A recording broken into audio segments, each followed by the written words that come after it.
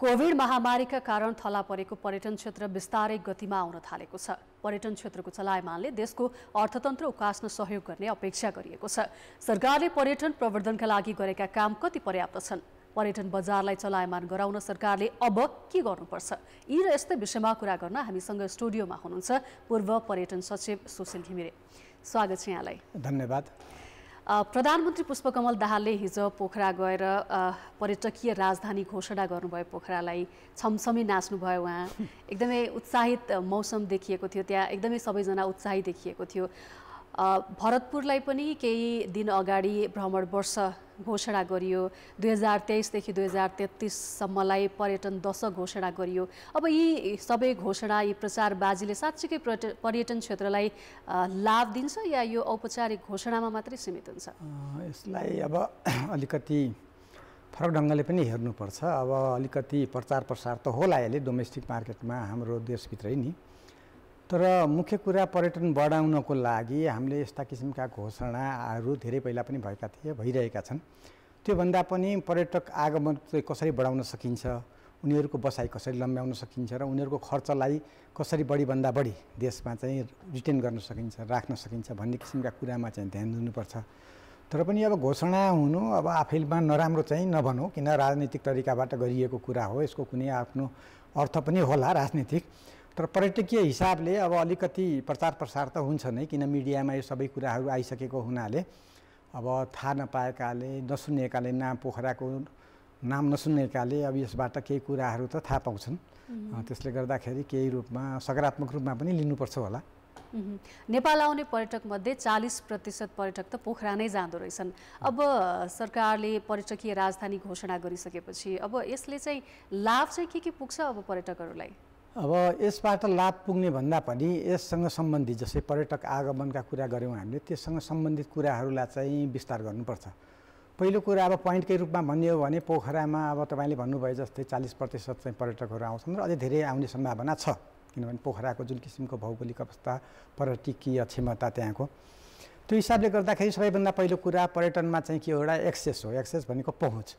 अब अहिले पोखराको पहुँचको कुरा गर्ने हो भने अब हामी नेपालीहरू पनि अब साह्रै जरुरी नभइकन जान सक्ने अवस्था छैन।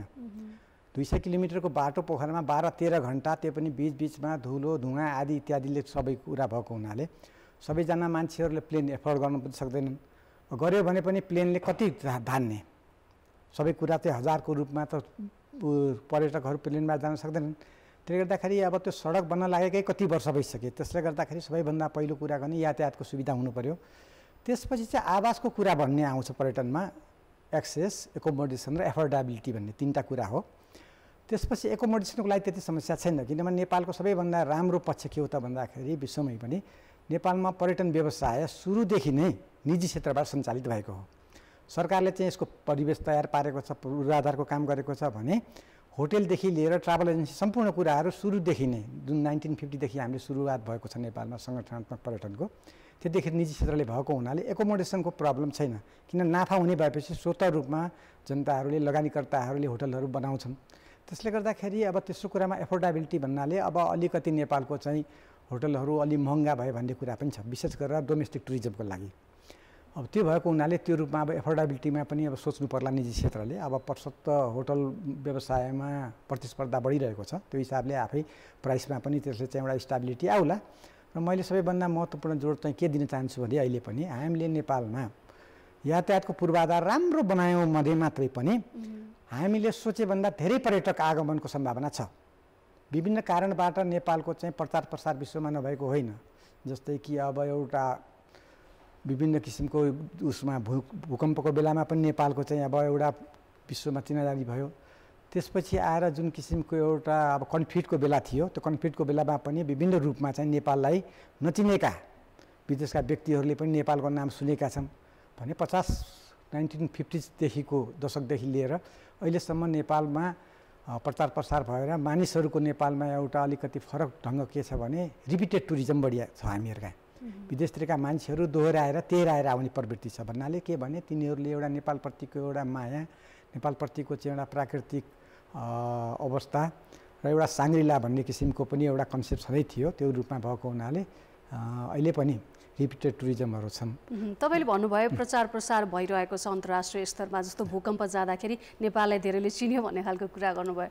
अब कोभिडका कारण पनि अनि भूकम्पका कारण पनि नेपालको एउटा नेगेटिभ मेसेज गएको थियो अन्तर्राष्ट्रिय स्तरमा। अब त्यो गुड वेमा अब नेपाल सुरक्षित छ, हामी पर्यटकलाई भित्र्याउनका लागि तयार छौँ भनेर सरकारले गभर्मेन्टले एउटा गुड मेसेज दिएको छ। तपाईँले एकदम ठिक कुरा भन्नुभयो। यो जुन मैले कुरा अगाडि भने कन्फ्लिक्टका कुरा, भूकम्पका कुरा, यो अब नेगेटिभ मेसेज नै हो एक किसिमको। नेगेटिभ भन्दा पनि अब नकारात्मकता पनि नभनौँ, एउटा प्राकृतिक प्रकोप लगायतका कुराहरू। अब यसलाई चाहिँ अब हामीले चाहिँ नेपालमा रिकन्स्ट्रक्सन पुरा भयो, यहाँ चाहिँ आवासको सुविधा पर्याप्त छ, अनि नेपालमा सबै कुरा यातायात गर्नको लागि चाहिँ सुरक्षित छ भन्ने किसिमको मेसेज चाहिँ जानैपर्छ। तपाईँले भन्नुभयो जस्तै त्यो चाहिँ एकदम आवश्यक हो। किनभने पर्यटकहरूले जहिले पनि के सोच्छ त भन्दाखेरि उनीहरूले त्यो देशमा ट्राभल गर्नको लागि, हिँड्नको लागि कति सुरक्षित छ, त्यहाँ बस्ने वातावरण कस्तो छ, र उनीहरूले चाहिँ अब एउटा हाइजिन कस्तो छ, जस्तै होटलमा, रेस्टुरेन्टहरूमा भन्ने कुरा चाहिँ उनीहरूले पहिलो सोच्ने कुरा हो।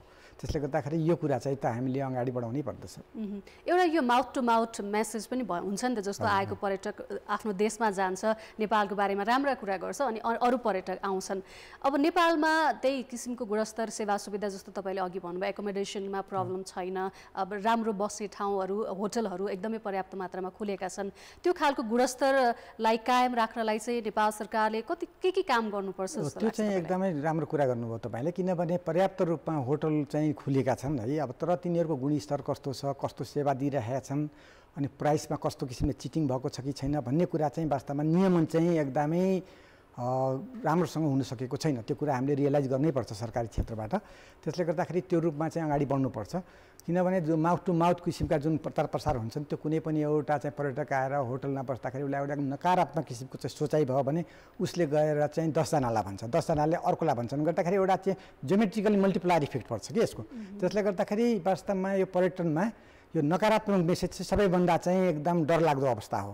त्यसले गर्दाखेरि त्यो नकारात्मक अवस्था नहुनको लागि हामीले एकदम नियामक निकायहरूले होटलको चाहिँ अवस्था, उसको गुणस्तरता, अब त्यसपछि आएर जुन पदयात्रामा र हाम्रो जुन एडभेन्चर टुरिज्ममा जुन किसिमका व्यक्तिहरू जान्छन् उनीहरूको सुरक्षा, त्यस सम्बन्धमा केही समय अगाडि एउटा रेस्क्युको बारेमा पनि नकारात्मक भाव आयो। अब एउटा चिटिङ भयो, टुरिज्महरूलाई के होला भन्ने एउटा आयोग पनि बन्यो कमिटी, त्यसबाट के कारबाही भयो थाहा भएन मलाई, म रिटायर भइसकेको थिएँ।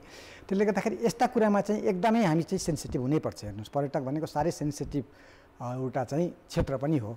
अब विश्वमा यति धेरै देशहरू छन् जुन प्राकृतिक रूपमा एकदमै भरिपूर्ण छन्, गड गिफ्टै जस्तो लाग्छ कि अब कति यस्तो क्षेत्रले, कति यत्रो देशले चाहिँ टुरिज्मलाई नै प्रचार गरेर यति राम्रो अर्थतन्त्र बनाएको छ। अहिले नेपाल पनि अब आर्थिक हिसाबले अलिकति चलायमान हुन सकेको छैन भनेर भनिन्छ। त्यसमा चाहिँ अब पर्यटन क्षेत्रको सुधार भएसँगै त्यसले अर्थतन्त्र उकास्न पनि सहयोग गर्छ भन्छन्। अब पर्यटकहरूलाई चाहिँ लामो समयसम्म नेपालमा राख्न अथवा गुणस्तरीय पर्यटक नेपाल ल्याउन, धेरै समय बसाउन, धेरै खर्च गराउन भनौँ, त्यसको लागि चाहिँ सरकारले के गर्नुपर्छ जस्तो लाग्छ? अब सबैभन्दा राम्रो पक्ष पर्यटन क्षेत्रको के हो त भन्दाखेरि यसले एकदम ह्युज नम्बरमा चाहिँ रोजगारी सिर्जना गर्छ। किनभने एउटा लेबर इन्टेन्सिभ खालकै यो पर्यटन क्षेत्र हो। र दोस्रो कुरा के हुन्छ भने यसबाट चाहिँ हामीले अब नेपालमा उत्पादन भएका वस्तुहरूलाई चाहिँ बिक्री वितरण र उनीहरूको चाहिँ खानपानमा त्यो सम्पूर्ण प्रयोग गर्न सकियो भने ग्रामीण क्षेत्रको पनि आय स्तर चाहिँ उकासिन सक्दछ एउटा। त्यसले गर्दाखेरि रोजगारी पनि भयो, स्वरोजगारको कुरा भने आय स्तर उकासिन सक्छ। र अर्को कुरा नेपालको जस्तो किसिमको चाहिँ एउटा प्राकृतिक अवस्था छ, यहाँको जुन किसिमको बायोडाइभर्सिटी छ, यसमा चाहिँ प्लान्टमा भनौँ, अब जनावरहरूमा भनौँ, र यहाँको जुन टोपोग्राफी छ, हामीले चाहिँ अब आधा घन्टाको चाहिँ हवाई यात्रामा अब 30 मिटरको हाइटदेखि लिएर 8848 मिटर सगरमाथासम्म पुग्न सक्ने छ। यस्तो किसिमको वास्तवमा लोकेसन विश्वमा कहीँ पनि छैन। तर पनि तपाईँले भन्नुभयो जस्तै अहिले चाहिँ निकै प्रतिस्पर्धा चाहिँ आइरहेको छ विश्वमा। जुन किसिमको हामी कहाँ चाहिँ एउटा एडभेन्चर टुरिज्मको कुरा थियो, त्यो कुरामा अहिले धेरै देशहरूले चाहिँ भियतनामदेखि लाओसदेखि लगायत धेरै देशहरूले चाहिँ यो सम्पूर्ण गरिरहेका छन्। र अहिलेका टुरिज्म के भने हामीले जुन 50 कमा गरेका छौँ, जसले दुःख गरेर एकदम चाहिँ नि एउटा घुम्ने नै हिसाबले भरियाहरू लामो लाभा लस्कर लिएर ठुलो खर्च गरेर आउने किसिमको भन्दा पनि अहिलेको पर्यटन भनेको कस्तो हो त भन्दाखेरि अलिकति नयाँ जेनेरेसनको अलि लग्जरी पनि खोज्ने, छोटो समयमा धेरै कुराहरू पनि हेर्ने भन्ने किसिमको भएको हुनाले हामीले त्यो रूपमा चाहिँ हाम्रो चाहिँ एउटा पूर्वाधारको चाहिँ विकास गर्नुपर्ने कारण त्यो पनि हो। र अर्को कुरा अब हामीले एडभेन्चरको टुरिज्ममा मात्रै फोकस गर्दाखेरि के हुन्छ त भन्दाखेरि हाम्रो जुन किसिमको एउटा फ्रेजाइल खालको इकोलोजी छ देशको टोपोग्राफी छ त्यसमा पनि एउटा चाहिँ प्रेसर पर्ने भएको हुनाले हामीले लेजर लगायत कल्चरल टुरिज्म आदि कुरामा पनि राख्नुपर्दछ। त्यस्तै प्रकारले अब रिलिजियसै सिधै नभनौँ कल्चरल टुरिज्ममा हाम्रो ठुलो स्कोप पनि छ किनभने हामीसँग दक्षिणतिर अब भारत छ जसमा कि अब ठुलो सङ्ख्यामा चाहिँ एउटा हिन्दू धर्ममा आस्था राख्ने पपुलेसन छ भने उत्तरतिर चीन छ र चीनमा पनि प्रशस्त मात्रामा चाहिँ बुद्धिज्म सम्बन्धी आस्था राख्ने जनता छ। त्यसले गर्दाखेरि कल्चरल टुरिज्ममा चाहिँ अझ बढी हामीले ध्यान दियौँ भने हामी पर्यटकहरूलाई प्रचार प्रसार गर्न र पर्यटक आगमन गर्न धेरै टाढा जानुपर्ने पनि छैन किनभने चीनबाट पनि वर्षमा करोडौँ व्यक्तिहरू चाहिँ आउटबाउन्डिङ अथवा विदेशतिर पर्यटनमा जान्छन् भने इन्डियाको पनि पर्यटकलाई त्यो चाइना र भारतका पर्यटकलाई नेपाल ल्याउनलाई चाहिँ सरकारले कति प्रयास गरेको देख्नु भएको छ? अब केही अलिकति अब प्रचार प्रसारहरू त भएका छन् तर पर्याप्त प्रचार चाहिँ मान्न सकिँदैन यसलाई र यसलाई एउटा सबैभन्दा ठुलो एउटा अलिकति बाधा चाहिँ के हो त भन्दाखेरि नेपालमा जस्तै कि अब केही समय अगाडि साङ्घाईबाट भनौँ अब किनभने इस्टर्न एरिया अलिकति प्रस्पेरस एरिया हो चाइनाको त्यहाँबाट मानिसहरूलाई युरोप जानुभन्दा काठमाडौँ आउन महँगो छ हाम्रो एयरफेयर। त्यसले गर्दाखेरि पनि मान्छेले त्यो हिसाबले पनि प्रिफर गर्छन् कि अब कुन ठाउँमा कति पैसा पर्छ किन कस्ट इफेक्टिभ पनि हुनु पऱ्यो मान्छेलाई त्यो किसिमको सुविधा पनि पाउनु पऱ्यो भएको हुनाले हामीलाई दुई चारवटा चाहिँ एक्सेसको कुरा चाहिँ अब सतह चाहिँ ट्रान्सपोर्टको मात्रै होइन कि एयर ट्रान्सपोर्टले पनि धेरै महँगो भएको हुनाले मान्छेलाई त्यसले पनि अलिकति डिस्करेज गरेको चाहिँ हामीले पाइरहेका छौँ। तपाईँ पूर्व पर्यटन सचिव भइसकेको व्यक्ति अब तपाईँले सुझाव चाहिँ के दिनुहुन्छ सरकारलाई जस्तो यो काम गर्यो भने चाहिँ नेपालमा हाम्रो छिमेकी मुलुकका पर्यटकहरूलाई भित्राउन सक्छौँ भन्ने? अब यसलाई चाहिँ अब पोइन्टकै रूपमा भन्ने हो भने सबैभन्दा पहिलो कुरा त हामीले पूर्वाधार गर्नु पऱ्यो। पूर्वाधारको कुरामा हामीले सडकको यातायातको त कुरा गरिसक्यौँ त्यसको साथसाथै हवाई यातायात गर्नुपर्छ हामीले चाहिँ बढाउन सक्नुपर्छ र हवाई यातायात नेपाली वायु त युरोपियन युनियनको कालो सूचीमै छ आउँदैछु म त्यसमा।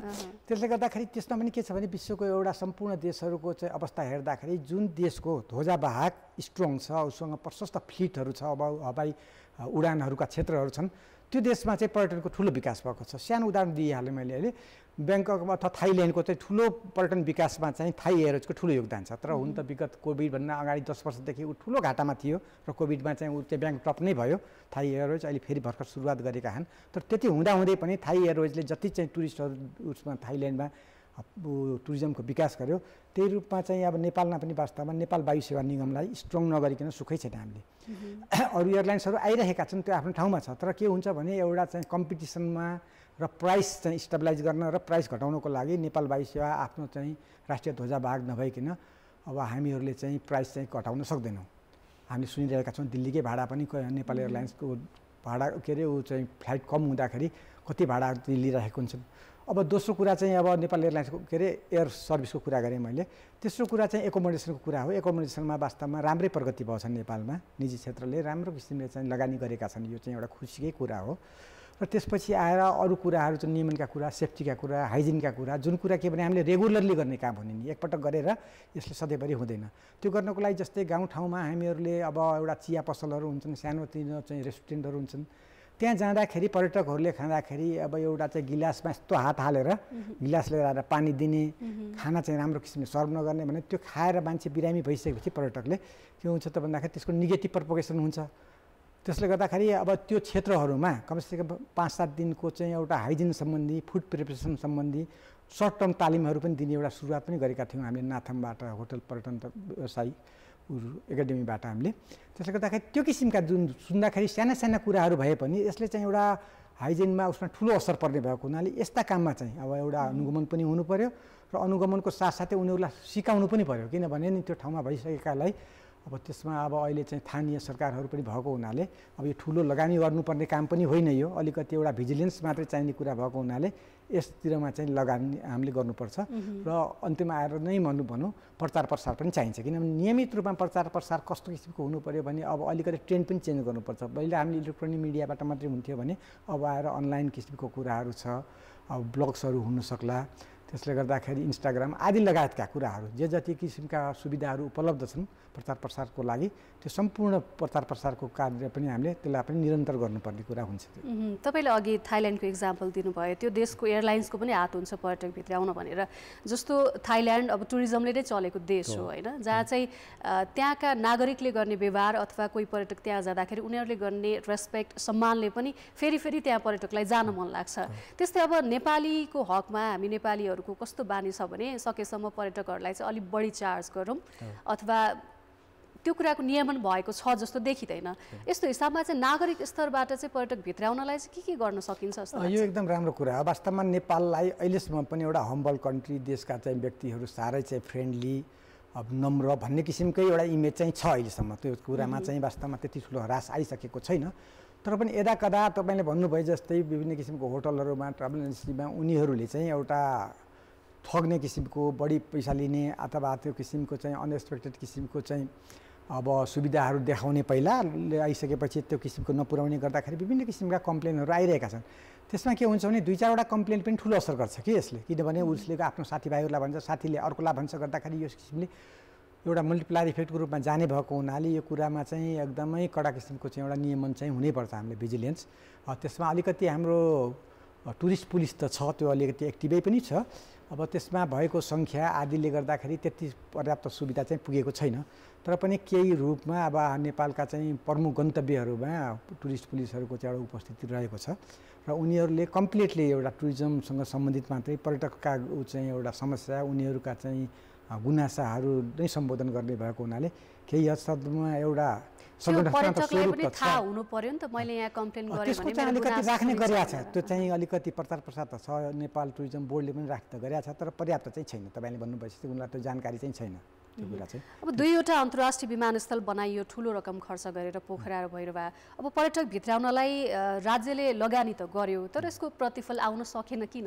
यसमा चाहिँ के छ भने नि वास्तवमा अब तपाईँहरूले पनि राख्नु भएको छ केही कुरा चाहिँ एउटा अब इन्टरनेसनल रुटले चाहिँ समस्या पारिरहेको छ। अब त्यो चाहिँ प्रश्नसँग भन्दाखेरि अब हामी भारत बेस्टी जस्तै पनि छौँ र त्यहीँबाट आउँदाखेरि रुटमा त्यो वास्तवमा ठुलो कुरा पनि होइन। अब यसमा मैले अलिकति हाम्रो सरकारकै पनि कमजोरी सुरुदेखि नै देख्छु किनभने यो चाहिँ ब्युरोक्रेटिक लेभलबाट मात्रै सल्भ हुने कुरा होइन। किनभने ब्युरोक्रेटिक लेभलले चाहिँ यो सम्पूर्ण कुराहरू राख्नुपर्छ भन्ने किसिमका यसका चाहिँ एउटा उपायहरू सुझाउने हो।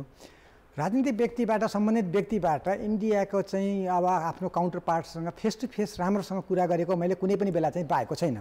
मिडियामा आएअनुसार अब म किन त्यो टोलीमा त छैन, किनभने ठुलो कुरा होइन। विश्वमा सिङ्गापुरको जहाज उडेको 30 सेकेन्ड पनि नेपाल आफ्नो देशमा रहँदैन, मलेसिया र इन्डोनेसिया पुगिसक्छ भने नेपालको त त्यो समस्या पनि होइन नि।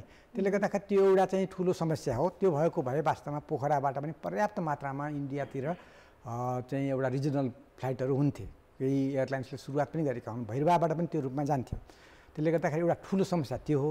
र अर्को कुरा के भने अब यसलाई साह्रै नकारात्मक रूपमा पनि भैरवाको बारेमा त म त्यति भन्न सक्दिनँ। पोखराको बारेमा वास्तवमा नयाँ एयरपोर्ट बनेपछि एयरलाइन्सको चाहिँ ठुलो चाहिँ एउटा फ्लाइट चाहिँ बढेका छन्। किन पुरानो एयरपोर्टमा हेर्नुहोस् अब अलिकति त्यो कन्स्ट्यान्ट थियो, एउटा जहाजले आफ्नो फुल क्यापासिटी लान सक्दैन थियो। त्यो लोड पेनाल्टी इन्टरनेसनलको तहमा भएन नि त, इन्टरनेसनलमा त्यो भन्दैछु। त्यसले गर्दाखेरि केही चाहिँ अब डोमेस्टिक फ्लाइट चाहिँ धेरै बढेका छन् र हरेक एयरलाइन्सहरूले आफ्नो अहिले चाहिँ फुल सिट चाहिँ लान्छन्।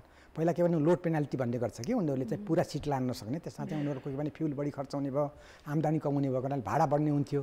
त्यसले गर्दाखेरि त्यो रूपमा चाहिँ डोमेस्टिक फ्लाइटको लागि चाहिँ वास्तवमा पोखरा एयरपोर्टको चाहिँ राम्रो सदुपयोग भएको छ। तर इन्टरनेसनलको लागि चाहिँ वास्तवमा पोखरामा पनि र भैरवामा पनि 2-4वटा कारणहरूले गर्दाखेरि अब अगाडि बढ्न सकेका होइन। र यसको चाहिँ मार्केटिङ हुनुपर्छ र जुन किसिमका चाहिँ अब एउटा हर्डल्सहरू छन् नि त्यो कुरामा चाहिँ सरकार चाहिँ अलिकति सिरियसै भएर लाग्नुपर्छ र त्यति सिरियस भएको चाहिँ मैले भएको चाहिँ छैन। अहिले 35 लाख पर्यटकलाई सेवा दिन सक्छौँ भनेर सरकारले भनिराख्दाखेरि अब त्यो 35 लाख पर्यटकलाई सेवा दिनका लागि हामीसँग पर्याप्त स्रोत साधन छ कि छैन, र कि यो पनि यतिकै भाषणमा मात्रै सीमित? त्यो सकिएला। किन सकिएला भने हामी कहाँ 2-3वटा कुरा छन्। पहिलो कुरा त अब यो कोभिडको बेलाको बिचमा धेरै होटलहरू चाहिँ निर्माण भए। जस्तै अब हामीले भैरवाकै कुरा गर्दाखेरि पनि लुम्बिनी क्षेत्रमा त्यो एयरपोर्ट घोषणा हुनसाथ यति धेरै ठुलो होटलहरू 5 स्टार होटल प्रशस्त बनेका छन् त्यो क्षेत्रमा भने पोखरामा त्यस्तै छ, काठमाडौँमा। त्यसले गर्दाखेरि होटलबाट एकोमोडेसन गर्न सकिन्छ। र अर्को कुरा एउटा नेपालमा राम्रो चाहिँ के छ भने नि हामीले यो होमस्टेको पनि राम्रो विकास भएको छ। त्यस क्षेत्रमा वास्तवमा सन्तोष लाग्दो काम भएका छ कि जे होस्। अब त्यही ग्रामीण क्षेत्रबाटै। त्यसले गर्दाखेरि त्यो ठाउँमा पनि भएको चाहिँ प्रशस्त हामीले पर्यटकहरूलाई चाहिँ एकोमोडेट गर्न सक्छौँ र विदेशबाट आउने विशेष गरेर पर्यटकहरूले यहाँ आएर एकदम ठुला खालका होटलहरू भन्दा पनि एउटा ग्रामीण परिवेश ग्रामीण क्षेत्रको पनि अब कस्तो किसिमको चाहिँ त्यहाँको परिवेश छ ठाउँ छ भन्ने किसिमको पनि एउटा रुचि राख्ने भएको हुनाले एउटा होमस्टे पनि पपुलर भएर गइरहेको छ। त्यसले गर्दाखेरि अब 35 लाख भन्नेमा अब 35 लाखै नहुनु पनि सक्छ, तर अहिले हामीले त्यसको हाराहारीमा चाहिँ पर्यटक चाहिँ एकोमोडेसन गर्न सक्ने अवस्था त छ। हामीले पर्यटक भित्राउनलाई एउटा माध्यम एउटा प्रचार प्रसारले पनि धेरै पर्यटक भित्रिन्छौँ भनेर कुरा गरिराख्दाखेरि अब अहिले प्रचार प्रसार गर्ने सबैभन्दा सजिलो माध्यम भनेको डिजिटल मिडिया हो होइन। डिजिटल मिडियाको माध्यमबाट हामीले यहीँ बसेर हामीले विभिन्न देशका ठाउँहरू अवलोकन गर्न सक्छौँ भने यहीँ बसेर हामीले विभिन्न ठाउँका मान्छेलाई नेपाल देखाउन चिनाउन सक्छौँ। त्यसको लागि सबैभन्दा गतिलो माध्यम भनेको टिकटक थियो। टिकटकबाट मान्छेहरूले विदेशीहरू आउनका लागि अथवा नेपाल कस्तो छ भनेर चिनाउनका लागि सबैभन्दा सजिलो माध्यम थियो। अब यस्ता माध्यमहरूलाई चाहिँ सरकारले अब बन्द गरिदिइसकेपछि यसले कति चाहिँ प्रभाव एकदम राम्रो कुरा गर्नुभयो भने किनभने टिकटक साह्रै सजिलो थियो कि मान्छेहरूलाई नि त्यसमा उनीहरूले आफू विभिन्न ठाउँमा घुमेका कुराहरू पनि यति चाहिँ सजिलोसँग अपलोड गरेर प्रचार प्रसार भएको थियो। त्यसमा हाम्रो कुनै पनि लगानी छैन किनभने त्यो व्यक्तिहरू पर्यटकहरू जुन आएका हुन्छन् घुम्न उनीहरूले आफै स्वस्फूर्त रूपमा त्यो गर्ने भएको हुनाले र यहीँकै नेपालीहरूले पनि त्यो सम्पूर्ण गर्ने भएको हुनाले त्यसमा सरकारको अथवा हाम्रा निजी क्षेत्रको कसैको पनि लगानी बिना भएको हुनाले त्यो चाहिँ सबैभन्दा सशक्त माध्यम चाहिँ थियो। किनभने कुनै पनि लगानी बिनाको एउटा माध्यम भएको हुनाले त्यसलाई चाहिँ अब रोक्नु चाहिँ हुँदैन थियो। अब त्यसमा केही किसिमका चाहिँ अब नियमन गर्नुपर्ने थियो के थियो भने सरकारले गर्न सक्छ नि, त्यो त सरकारको हातमै भएका कुरा हुन् होइन। त्यो सम्पूर्ण कुराहरूलाई छाडेर अब कुनै पनि ठाउँमा मैले कुनै एउटा जिल्लामा जागिर खाँदाखेरि बस्थेँ, त्यहाँ जोक गर्थ्यो कि बाटो बनाउनु हुँदैन यहाँ भनेर भन्छन् मान्छेहरूले। यहाँ भन्थ्यो किन त भन्दाखेरि बाटो बनायो भने चोरहरू आउँछन् रे, फटा मान्छे आउँछन्, बदमास आउँछन् रे भनेर भन्ने किसिमको चाहिँ जोक्स गर्थे। त्यस्तै प्रकारले त्यसमा केही किसिमका कुराहरू सरकारका गुनासा छन् भने त्यो कुरालाई सम्बोधन पो गर्नु पर्यो, त्यसको निराकरणतिर पो लाग्नु पर्यो। अब जरै काटेर रुखै काटेर त कुनै किसिमको निकास टिक्लिँदैन। त्यसले गर्दाखेरि त्यो वास्तवमा धेरै राम्रो कुरा गर्नुभयो तपाईँले। त्यो साह्रै सशक्त माध्यम चाहिँ बनेकै थियो त्यो। तपाईँ अब पुरो पर्यटन सचिव भएर काम गर्नुभयो, पर्यटन क्षेत्रमा दखल पनि राख्नुहुन्छ। अहिले पर्यटन बोर्डले गरेका कामहरूलाई चाहिँ कसरी मूल्याङ्कन गर्नुहुन्छ?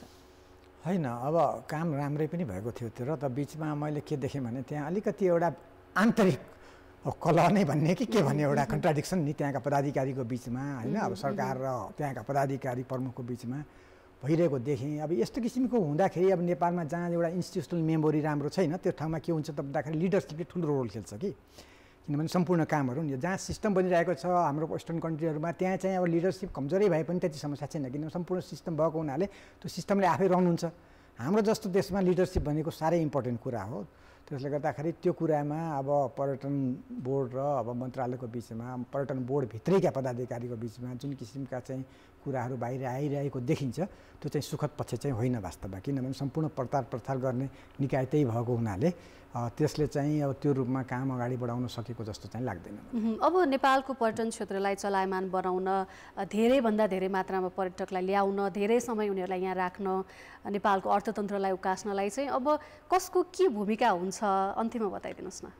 अब भूमिकालाई अब पोइन्टकै रूपमा भन्यो भने सरकारको भूमिका के हो त भन्दाखेरि इन्फ्रास्ट्रक्चर यहाँको रेगुलेसन पार्ट होइन, त्यसपछि आएर हाइजिन लगायत जनतामा अथवा सानातिना जुन इन्टरप्रिनर्सहरू छन् नि गाउँतिरका भट्टीहरू भनौँ सानातिना टी स्टलहरू रेस्टुरेन्ट तिनीहरूलाई अवेरनेस गराउने तिनीहरूलाई चाहिँ एउटा ट्रेनिङ दिने आदि पार्टमा चाहिँ र प्रचार प्रसारमा यो चाहिँ सम्पूर्ण के गर्नु त सरकारले गर्नुपर्छ। र प्रचार प्रसारमा हामीले ठुलो लगानी भएको निजी क्षेत्रलाई पनि सँगसँगै राख्न सकिन्छ हामीले। त्यसले गर्दाखेरि उनीहरूले पनि त्यत्रो लगानी गरेको हुनाले प्रचार प्रसारमा उनीहरूको पनि एउटा संलग्नता रहनुपर्दछ। दोस्रो कुरा निजी क्षेत्रले जुन किसिमको चाहिँ एउटा अकोमोडेसनको होटलहरूको व्यवसायको चाहिँ सञ्चालन गरेका छन् त्यो चाहिँ वास्तवमा एउटा सन्तोषजनक नै छ। त्यसलाई चाहिँ अब उनीहरूमा भएका के किसिमका समस्या छन् विशेष गरेर कोभिड पछिका कुराहरू होलान्, लोन सम्बन्धी लोनको चाहिँ ब्याज पेमेन्ट सम्बन्धी आदि कुराहरूमा चाहिँ एउटाले सरकारले चाहिँ एउटा फेसिलिटेट चाहिँ गर्नुपर्छ। किनभने त्यो लगानीकर्ताहरूले गरेको काममा आखिर त्यो पनि सरकारले नै गर्ने लगानी मध्ये पर्ने भएको हुनाले त्यो एउटा किसिमले गर्नुपर्छ। र तेस्रो कुरा तपाईँले भन्नुभयो जस्तै अहिले भएका सम्पूर्ण जुन एउटा प्रचार प्रसारका माध्यमहरू छन् त्यो चाहिँ सरकारी माध्यमबाट होला, डिजिटल माध्यमबाट होला, टेलिभिजनबाट होला, त्यो सम्पूर्ण कुराहरूलाई कुन कुन क्षेत्रमा कसरी प्रचार प्रसार गर्ने भन्ने कुराहरू गर्नुपर्छ। र दोस्रो कुरा हाम्रो सबैभन्दा ठुलो मार्केट भनेको इन्डिया र चाइना भएको हुनाले यो देश चाहिँ हामीसँग धेरै नजिक पनि भएको हुनाले यो देशमा हामीहरूले त्यहाँ एउटा फिजिकल प्रेजेन्स नै राखेर र एउटा ट्रान्सपोर्टेसन अथवा हवाई यातायातको चाहिँ सुविधा र एयर रुट चाहिँ बढाएर ती देशलाई चाहिँ एउटा सबैभन्दा केन्द्रबिन्दु बनाएर अगाडि बढ्न सकियो भने वास्तवमा त्यति समस्या चाहिँ मैले देखेको छैन। हुन्छ, धन्यवाद यो समय र कुराकानीका लागि। हस् ल, धन्यवाद तपाईँलाई पनि र कान्तिपुर टेलिभिजनलाई पनि। हस्, उहाँ हुनुहुन्थ्यो पूर्व पर्यटन सचिव सुशील घिमिरे। हामीले आज उहाँसँग पर्यटन क्षेत्रको अवस्था, चुनौती र सरकारको भूमिकाका विषयमा कुराकानी गर्यौँ।